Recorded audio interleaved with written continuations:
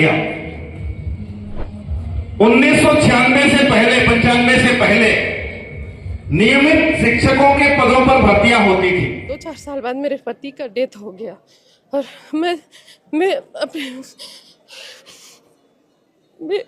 जब कोरोना हुआ मेरे उसी टाइम मेरे हस्बैंड का डेथ हुआ। मैं कहाँ ले जाती अपने बेटे को लेके अपने माँ बाप के यहाँ आ गई। कोई ससुराल तरफ से सपोर्ट नहीं है सर। माँ बाप के पास लेके आई, माँ बाप बोले मेरे को कि रह, तेरे को भी हम अपने पास रखेंगे, बेटी को भी पढ़ा लिखा देंगे, इतना तो करेंगे तेरे लिए। लेकिन मैं बोली मैं इतना संघर्ष करके मैं बीएड की हूँ। मेरा 24-25 दिन नहीं हुआ था। मेरा मार्च में मेरी बेटी हुई, मेरा पेपर 23-24 दिन बाद था सर। ऑपरेशन हुआ तो 2 ऑपरेशन तुरंत, एक टॉपिक प्रेगनेंसी वाला, एक मेरी बेटी हुई। तो साल में 2 ऑपरेशन के बाद भी मैंने पेपर दिया, एग्जाम दिया कि चलो आगे चल के कुछ तो अच्छा हो हम लोग के साथ। आर्ट्स वाली हूँ सर, उम्मीद भी नहीं था कि अभी भर्ती आएगी उसमें आर्ट्स वालों को लेंगे। ये कहीं ना कहीं भगवान का एक मैं सोची कि चलो कुछ तो। संघर्ष के राह पर आप लोग चल पड़े और संघर्ष की राह पर चलने के बाद निश्चित रूप से तकलीफें मिलती हैं और उसके बाद फिर सफलता मिलती है। अभी आप लोग संघर्ष कर रहे हैं।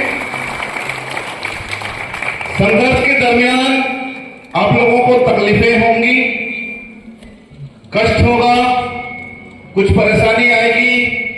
हो सकता है आप लोगों के ऊपर कुछ कार्रवाई प्रशासन की तरफ से हो, विभाग सख्ती बरते, सरकार आप लोगों के रुख के प्रति नाराजगी व्यक्त करे।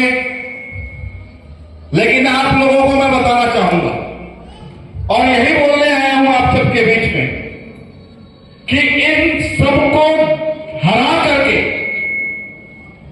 तकलीफों को, परेशानियों को, नाराजगी को सख्त कार्रवाई से निपटते हुए जब आप निरंतर आगे बढ़ते रहेंगे तो आपको सफलता जरूर मिलेगी। ये मैं कह रहा हूं।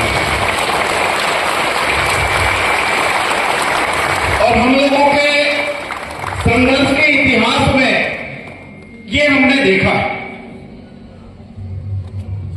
लगातार शिक्षाकर्मी के आंदोलन के बारे में आप लोगों को पता है, शिक्षाकर्मियों के संघर्ष के बारे में आप लोगों को पता है और उन्हीं संघर्षों के कारण आज शिक्षाकर्मी जो प्रथा है वो समाप्त हो गई।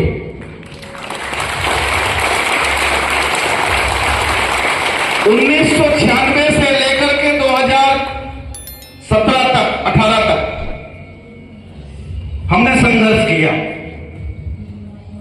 1996 से पहले, 95 से पहले नियमित शिक्षकों के पदों पर भर्तियां होती थी।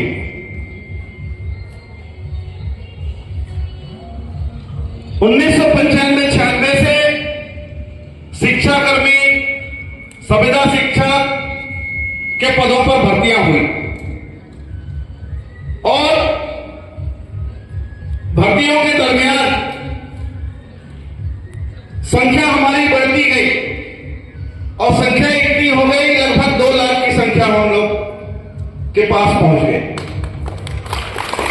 और हमने संघर्ष करना नहीं छोड़ा। संघर्ष